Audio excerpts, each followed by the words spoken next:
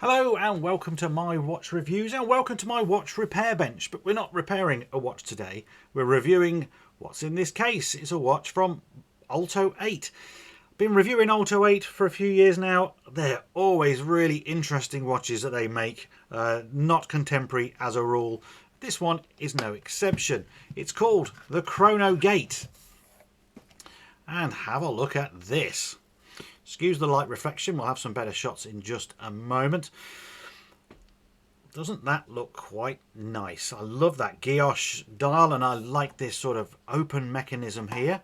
And that is part of its party piece because this watch can do something that I've not seen before. So take note of the 1 all the way up to 0, and if we wind this on to 12, what we're going to get is it changes to the 24-hour time zone. Now that is really interesting. Now unfortunately it's not Olto-8's idea. Gruen came up with this I think in the 1950s with their air flight watches, and the whole idea or the principle of it was for pilots and explorers in extreme conditions to know what sort of time of day it was, day or night, quite literally. And I love that. I mean, I absolutely love the fact that in history there was a moment in time where this was a genuine problem and mechanical watch was going to be the answer. So here is Olto-8 bringing it back for us all to see again, and they've done it with their own movement and their own design. You can see this, what looks like a key here, and that's actually a cam system. And let's just watch that once again. It's just really interesting. Now, of course, as always with all of my reviews, we're going to get up close and personal. We're going to put this on the microscope and we'll have a better look at that and how it works. But here we go again. Let's just jump back. There we are. And what's even more interesting, doesn't show very well in this light, I do apologise, but both hands have got circles on them. And when they line up at 12, what have you got? You've got an 8. That is well thought out, isn't it? There is their logo in the hand form. For just pushing the crown, you can see it's on there as well, of course. Absolutely superb. 10 out of 10 for effort, and I'm already loving this watch. So let's have a closer look around it. So the watch has definitely got a dress watch feel about it, but it's also very kind of steampunk, isn't it? It's got that weird sort of Victorian, well, not Victorian, but early 19th century vibe about it, vintage, but then with the mechanics showing. It's just a little bit extraordinary, bit flamboyant possibly as well, and I really like that, especially with the guilloche style that they've put on there. They've gone to a lot of effort to design something with its own unique look.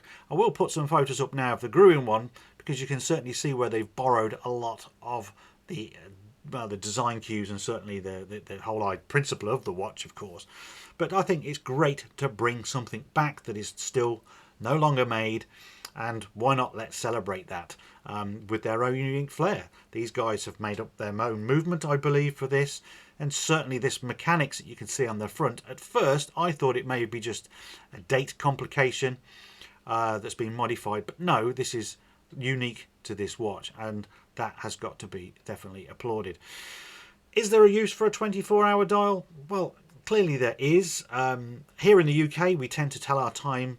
It could be 9 o'clock at night, it could be 9 o'clock in the morning. That's how we would say it. We don't really use the 24-hour. It certainly would in military and aviation or shipping, something like that. But I appreciate that across the world most people still use 24 hours, and that's why you see it on other watches. But it's just nice to see it click over and know that that's a feature. The guilloche dial is fantastic. They've gone to a lot of trouble to do that, I think. It comes with a stainless steel case. It's got some cutouts on the side. The case I've seen before. This is the same case I believe that they used in the Roto watch. Stainless steel. I do believe there's going to be a titanium version as well. All very nice looking. Sizing it up then, well, you've got a 39mm case. The thickness, well, it's 13.8, and that's because of, let's just try and zoom in a bit, you can see it's got a very large domed crystal, which is playing havoc with trying to review this watch and get a good clear picture of that dial. The lug width, well, that's a pleasing 20 millimeters, so you can change this over however you like. If we just have a quick look at the strap and its supplied, the strap is lovely and soft and supple. You can see quick release spring bars. You've got a signed signed buckle at the end here. Only criticism with the strap is because it is so supple and so thin, I do worry really about longevity. That's for certain. Anyway, with those dimensions, here it is on my wrist. Now I'm left-handed, so I wear my watch on the right. I know that might trigger some of you, but this is the general feel. I've got a 7-inch wrist, which is about 18 centimeters. That's what it looks like. I think it looks pretty decent, to be honest with you. Fits very well. It's nice and comfortable. And here's one of my favorite parts, the Caseback. And yeah, they've put some information on here, which is great. Chrono gate.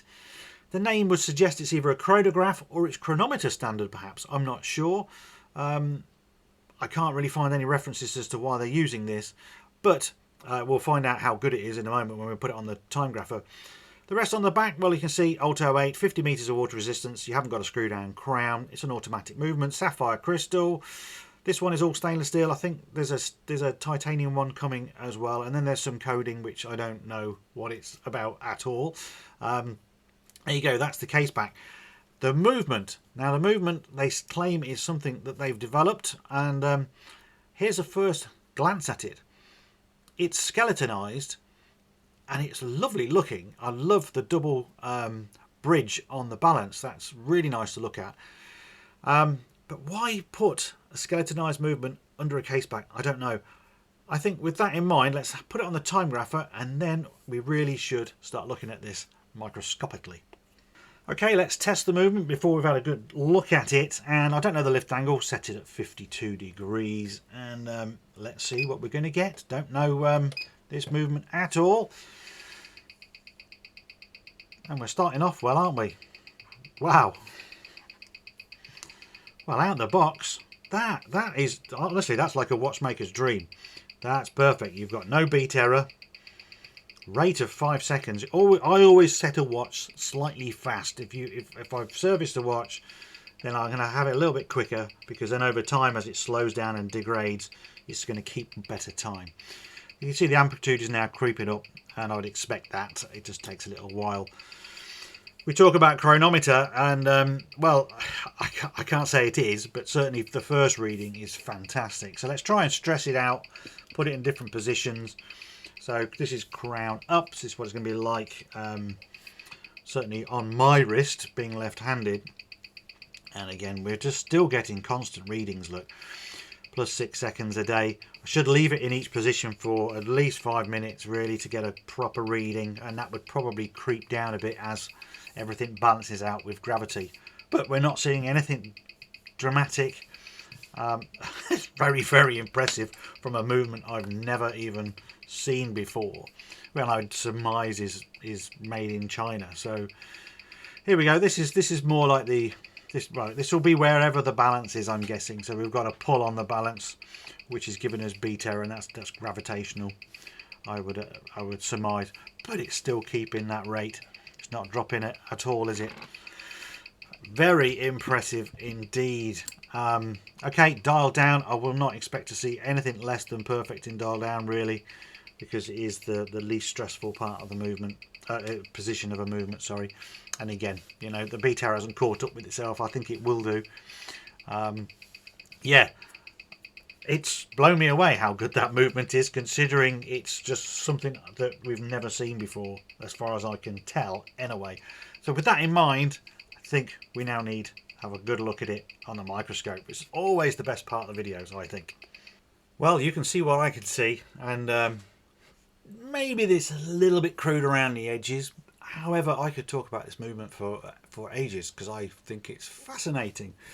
The rotor. So let's start with that, right? The rotor. You can see it's got this because we've wound it quite up. You can see, you know, the mainspring is exposed. Fantastic. And it's all, I've wound it as much as it can be wound, really. But I mean, obviously it's an automatic, so it's going to slip. That's what mainsprings do, if you've ever wondered. You can't, there's no such thing as overwinding a watch anyway, but a mainspring will have a little bit of grease. It's called braking grease around the edge of the barrel it sits in. So when it's at maximum wind, it just keeps slipping and things like that. So it won't get too much power and, you know, essentially either break, or what it can actually do is put the amplitude up so high that your balance wheel will spin too much. Anyway, I'm going off and nerding out. The rotor, the way it has this backlash, very, very reminiscent of a Miyota. The difference is we can clearly see, or can we? I'm just trying to see. Yeah. So this is your ratchet wheel, which is then going to be winding the mainspring. Whether the ratchet wheel actually goes underneath, I can't quite tell. But we're certainly being able to... Oh, I see. Look, we've got a little magic finger, which is like Seiko's. Just creeps out. And there'll be another one under there. Yeah, there we go. Perfect. Right. So that is just... That's how it's transferring its power. It's really interesting. I could nerd out again. There's a little sort of almost like a cam under here. And that makes that sort of oscillate in a funny way to grab those teeth each time. And yeah, it's great to see that. I love that. But it also means that the rotor is winding the watch both directions. On a Miyota, it doesn't do that. So they've skeletized the rotor, and they've also put this brushed, or you know, ground finish on it, which looks rather fetching to me. Barrel is jeweled, great, because that's the weak point on most movements.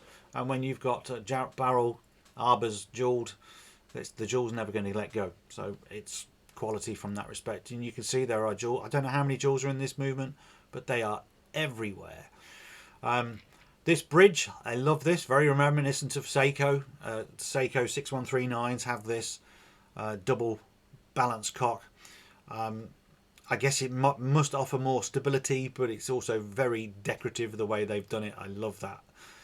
Interesting that the pallet fork here and the escapement is running in this direction, because quite often they run over that way.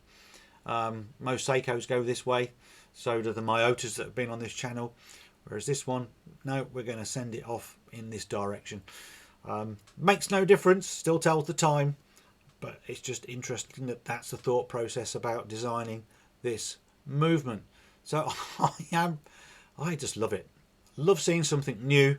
You know, perhaps the finishing on these plates is a little crude. Perhaps we can get a little bit closer actually. I mean, I do hope you're enjoying this part of the review. I'm just nerding out because that's what happens to me when I look at movements. I could look at movements rather than look at dials if I'm completely truthful. You know, this is decent enough. The plates are solid. Don't look too thin, do they? It's not the most fetching of finishes. That, you know, you could try and put some perlage in on there or something, but you know, I guess we are still working to a limit. And these are your crown wheels, which is then transferred again to get to the barrel to wind it. So yes, 10 out of 10 for movement. Love that. Let's flip it over and have a look at that mechanism. Welcome to the dial side, and we'll have a good look at that mechanism in just a moment. Now, I have noticed there's this sort of yellow staining here, and I've not decided what that is yet. However, right, in all honesty, this is the prototype, or one of the prototype watches they've sent me, because they haven't finished the production of these. The watch is going to be released on Kickstarter. So yes, they've got to go into production and everything else. So just bear that in mind. All right. I'm disappointed to see it. Don't get me wrong. I could probably remove it if I can figure out what it is. I don't want to go in there until at least I've reviewed the watch anyway. But taking that aside, of course, I've got the rotor on as well, so it wobbles. It still looks very nice. Like the choice of font, very old-fashioned. The hands look nice and blued. I do like, it's almost like a contrasting darkness, but I think it's just the light, the way it reflects inside those circles there. The you know, you've got a mini, it's weird, isn't it, because you've got a mini track running around the outside, and you've got one also on the inside, and that's just presumably just for decoration. It's almost like a grain steel finish It almost, I mean, to me, when I'm looking at it with my natural eyes, it almost looks like it's aluminium. This, it probably isn't. It's probably some sort of composite or whatever, but has that feel. It has a metal feel about it, should we say? The guillotine on the dial, very good. We're going to get a bit closer in just a moment. But yeah, of course. And then we have its party piece, the key. Now they actually call it a key. I was tempted to take the dial off and have a better look at the mechanism, but I don't want to risk any mishaps while I'm reviewing. There could be some hidden springs under there, and anybody that does any watchmaking that might be watching the video can appreciate when you're doing a watch for the first time, there are things that surprise you like a jack in a box, and the last thing I want to do is knacker it up and not be able to produce the video for Olto-8, because that's what I'm here for.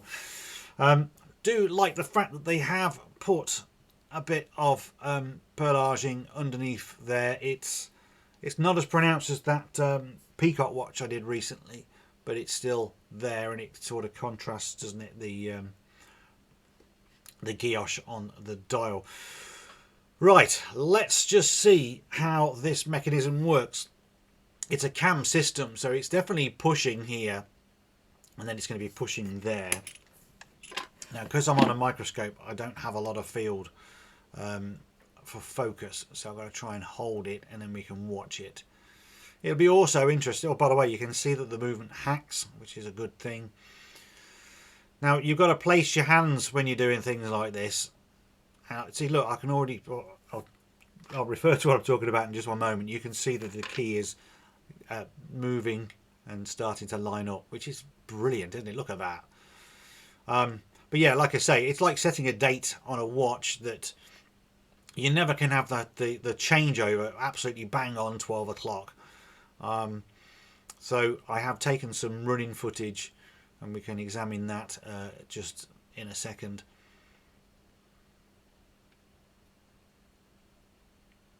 Trying to get it to focus for the last bit. Bang! There you go. It pushes it. That's great. That is really good. And then as we continue to wind, we're going to see it creep back up again. So I'll see if I can find some shots or some things in their promotion that can show us a bit more about this mechanism. And if I can find that, that'll be on the screen right now.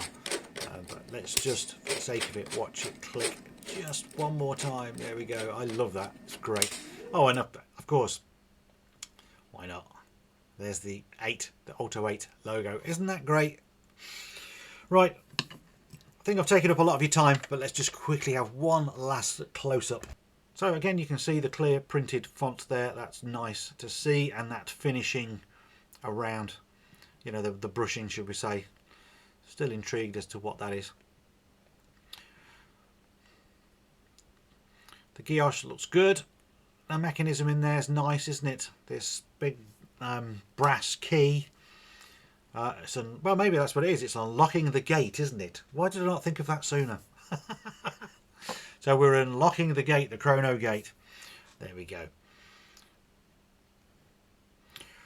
Okay, right. I've got to put it back together now and give you my final thoughts. Well, I hope you enjoyed the bit on the microscope. I know I nerded out a little bit, but I just can't help myself when I see something new. So let's summarise the Olto-8 Chrono gate. It kind of rhymes as well, doesn't it? So, negatives. We don't know the price. You've got to click the link in my description, and you've got to sign up, and when the Kickstarter campaign launches, you'll get your early bird pricing. So I think that is a little bit of a negative, because there's no carrot being dangled here. You know, if they tell us right away, then, you know, we're all in a clear picture. So I'm going to put that down as a bit of negative. The design, well, it isn't theirs, I suppose. You know, they've borrowed an old idea, but then equally, I think that's almost a positive, because they're bringing something back that isn't made, as far as I'm aware, right now, and that is a good thing.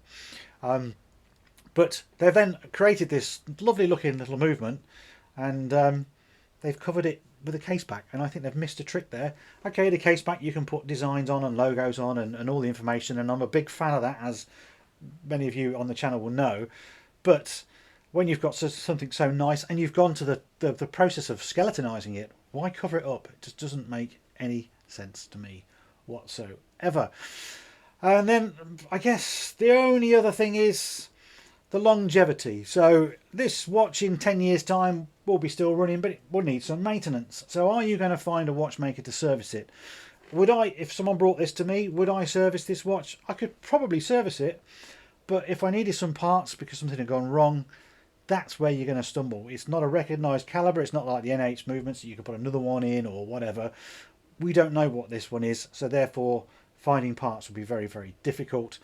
Equally, a professional watchmaking outfit would possibly not touch the movement in the first place because they've not seen it before and they'd want, you know, big money to service it. So it is a watch really that you're going to wear, enjoy, but it's got a lifespan. It's probably quite short in the great scheme of things for a mechanical watch. That's just my thoughts. You guys might feel differently, of course. The positives, though, is, well, look, there's nothing else around. If you want the Gruen ones, the old vintage watches, they are, you know, £1,000, £1,500 even. And, you know, they're old watches, so things can go wrong. So you're getting it, you're definitely going to be getting it cheaper than that. It's very individual. It's a unique thing. Well, it's not unique, but you know what I mean. You won't have anything else like this in your collection, let's put it that way. So definitely good. I do like what Olto-8 do as well. So yeah, it's got a lot to like, but obviously some little things that we need to consider, like I've just said. So that is it. Hopefully you've enjoyed it. If you have, please hit the like button. It means so much to this channel. Still growing, doesn't get the great many views, and I put a lot of effort into these videos, hopefully, as you can tell. So hit the like, comment below. It's now the table, you know, the discussion is now open to you. So you give me and Olto-8 the feedback it deserves in the comments below. I will be reading every one. I'll try to reply to as many as I can, and I'm really looking forward to seeing what you've got to say and having a discussion over that. If you want to support me, then of course you can hit the website time-tees.com, and that's where I'm selling t-shirts like this, the dive watch, if you haven't already worked it out. So I've got some funny tees, but then I also sell vintage watches that I've restored, and that's a way to support this channel and my main channel, my retro watches, where I do all my watchmaking. So if you've not ever seen that channel before, again, there's a link below. Go and see that. I repair watches on this bench on a regular basis, and I show you all different types of movements and genres of watches as I attempt to repair them. So yeah, like, subscribe, comment. I'll see you in the next video. Bye for now.